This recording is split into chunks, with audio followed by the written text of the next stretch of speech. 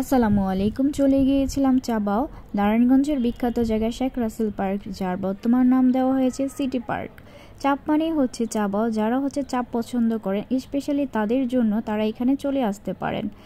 তাদের ডেকোরেটটাও আমার এত বেশি ভালো লেগেছে যে আমি কিছুক্ষণ পর ভিডিও করছিলাম, তার সাথে আউটসাইড সিনারিও ভিডিও করছিলাম। Outside scenario just wow. এই সিটি পার্ক যারা নারায়ণগঞ্জে তারা জানেন যে প্রতিদিনই অনেক বেশি রাশ থাকে, এখানে প্রতিনিয়ত মানুষ এসে থাকে, আর এখানে আপনি কখনোই খালি পাবেন না, সব সময় মানুষ চলাফেরা করতেই থাকে।